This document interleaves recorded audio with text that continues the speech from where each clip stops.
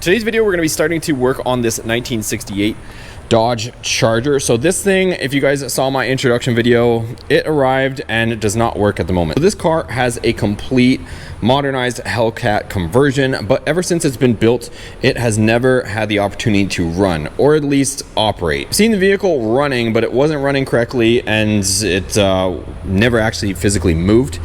So I'll show you guys under the hood.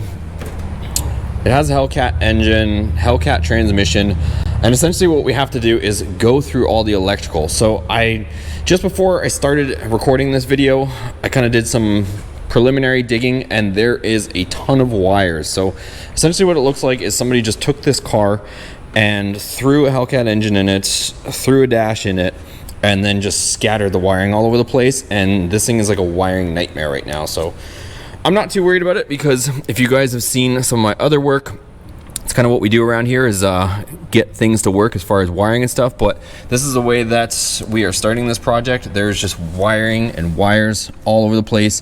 You can see here we have empty fuses to who knows what, cut wires, all sorts of wiring just not connected. You know, wires that have the ends missing off them, more wires, and essentially nothing is connected. So even right here, I'm looking at this. This is all factory wiring that needs to be addressed, plugged into things, and getting running. And let me show you guys just underneath here.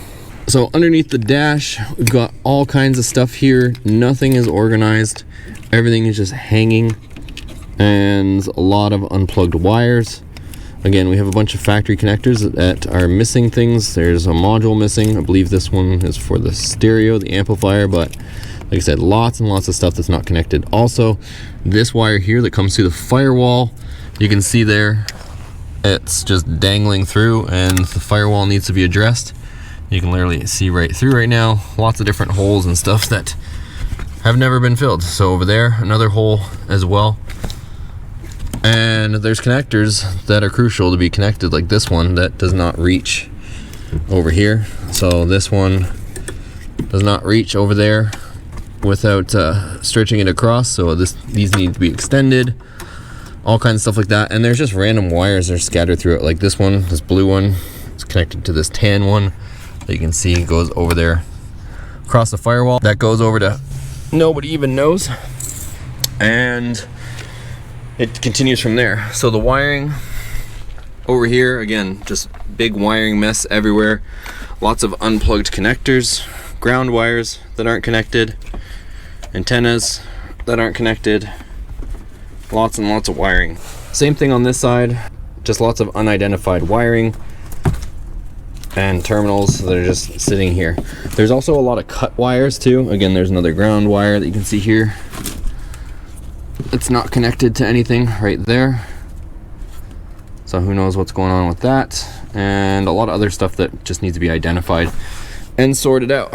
So it does have the factory fuse box in the back here, but I'm having to go through everything and make sure that it is hooked up accordingly. And also gonna have to double check that all the appropriate ground wires on the harness are plugged in. So probably have to lift this up at some point, so we'll get under there. Essentially what's gonna have to happen with this, you guys, is we got to go through absolutely everything right from square one again.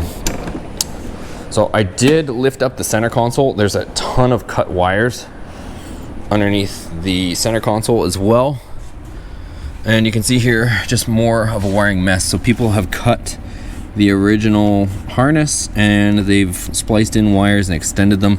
I also have two BCMs here, another antenna that's not connected, and the saga continues. I think that's the other side of that antenna wire. But the other thing too is a lot of the wiring is behind the dash, and this dash is permanently affixed. So it has this custom dash in this strip here, which I'm not going to remove.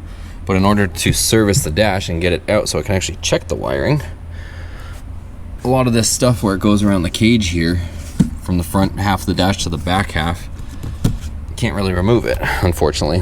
Let me remove the center console and show you guys the wiring that I'm talking about. It's all cut behind here. So I just flipped the center console on its side here, and you can see somebody's been in here chopping wires, cutting wires.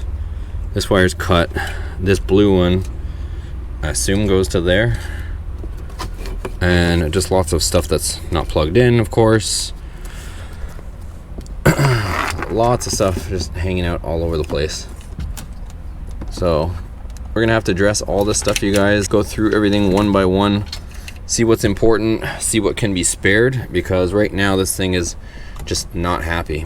If you try to hit the start button to at least engage the power on the vehicle, the dash illuminates, but it doesn't even go into accessory or run.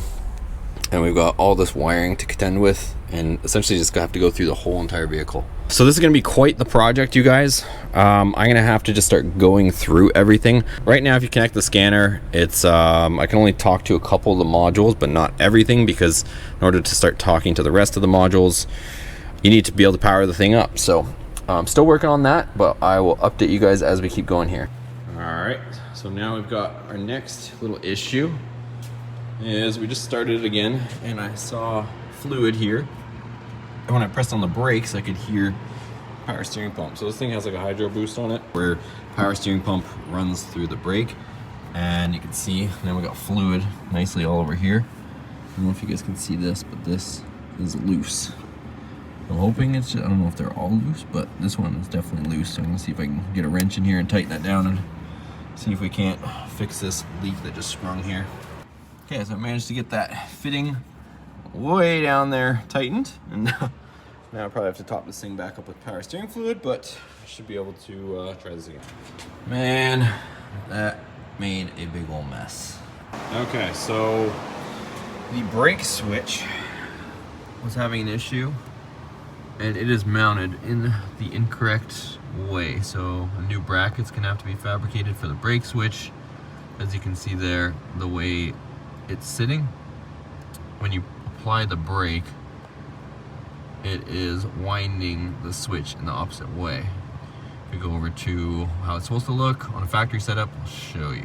So here's on the Dakota. This is the factory positioning, and hopefully you can see there's a sensor. So it is facing the opposite way. So when you apply the brake, the arm goes down the other way, and you can see the sensor's flipped, and this is the correct position for that sensor. So what I'm doing right now is I have the brake switch in my hand, and I'm looking at the voltages. So when I move the switch, the voltage changes. And if you can see over here on the left, that's where it was. It was showing like 4.5 volts, so it was throwing a fault, and it was acting in the opposite direction. So I'm gonna mark those two on here with a paint marker, and then we'll know where she's got to be sitting. Okay, so everything's powered up. You can see here the shifter is powered up as well. So the center console harness that we got with the car was the incorrect one. So, and you can see here is the original harness that was plugged into the shifter. It's still in the center console. And I've just got this one sitting here. So we can actually have functionality of the shifter. You can see here it's lit up. Because it's a completely different harness, so the shifter wasn't working at all before. So what I'm going to do is put this new harness into the console, at least so that I can be able to shift it, because right now it's just hanging out here loose on the floor. And then there is a cut wire here on our climate control and radio buttons there. So right now I just have that jumper wire keeping it together, closing the loop. But I'm going to go ahead and repair that wire, and then I can just at least put the center console back in here so that we at least can operate things a little bit better. Guys, we just swapped out the harness. This was the original that was in here with the cut wires. Now we've got the Charger harness in the Challenger center console, and now we'll have our shifter secured so we can potentially put it in gear. She's not happy, but she's in drive and able to move under her own power, just barely.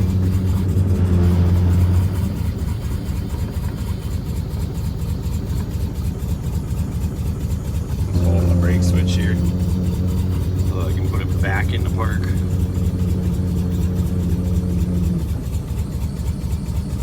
So now I should be able to put it back into park.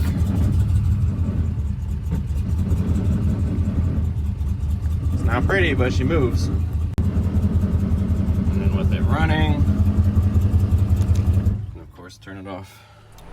Also, I'm sure a bunch of people are going to be wondering what it took to actually get this thing to key on, because as I showed you in the beginning, it was not doing that whatsoever. So there was a bunch of work that had to go in behind the scenes, you guys. A lot of that stuff is stuff that I've learned from building the Hellcat Dakota, the Hellcat Ram. So that is knowledge under my hat, but I will tell you there was a mishmash of wiring, cut wiring, mixed match wiring. So I had to go through all that stuff, verify everything, check all the grounds, go through all that stuff. I also had to make sure we were using the correct modules. There was a mishmash of modules in there. I had to reprogram the modules. Also, the keys that were supplied with the vehicle, they were not programmed to the car, so we had to get a locksmith out, program keys, and now she was able to turn on and do that, but we've got a lot of stuff as well that we have to contend with. So that's where we are going to finish off with this video, and let me tell you guys a few things that we've found out. So there is a lot of stuff that we still have to fix. When I went away for the holiday, I did find that we've got a new leak underneath, and the coolant bottle appears to be empty. So appears we have some sort of coolant leak. I think the lower radiator hose right there is leaking. But as far as the whole thing, this thing did not turn on when we received it, and I believe it never actually would turn on and off with the key. So now, like I said, if you hit the key, accessory, everything comes up. Still gonna get the radio code, but it comes up.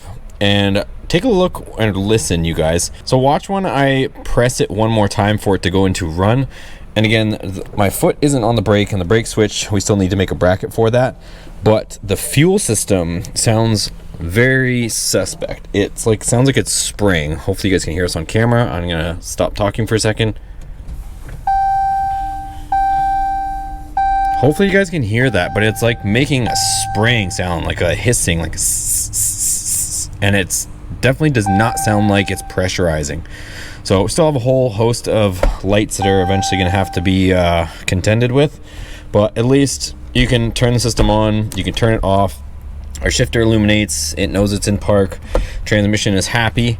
But that's why when you guys heard it, it sounds like it's chugging, is because I'm pretty sure the fuel pressure is not there. I don't think it has significant or adequate fuel pressure. I was gonna actually check the fuel pressure, but for whatever reason, you'll notice right here, there's no service port on this fuel rail. So since this engine, I was told, is a early 2015, it doesn't have a service port. This one has it, the Hellcat has it, and then even this one here, there's a service port where you can take this cap off and you can check what your fuel pressure is, but that one, for whatever reason, doesn't have one. So either way, the hissing sound is not normal. And again, I'll do it one more time, see if you guys can hear it.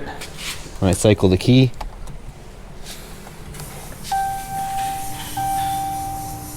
it does not sound normal for it to be hissing like that. Let me just turn it off. So I gotta address that, you guys.